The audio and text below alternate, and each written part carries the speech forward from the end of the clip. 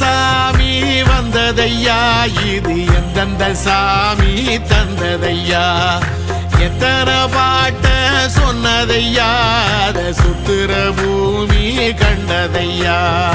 அடிச்சு வீசும் காத்துலையும் அந்த தகப்பனாச சுத்துதையா,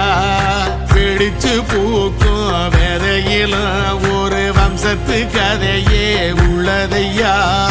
100 தலைமுறை சேர்ந்து செதுக்குன ஈர நலம் இது பாறையா,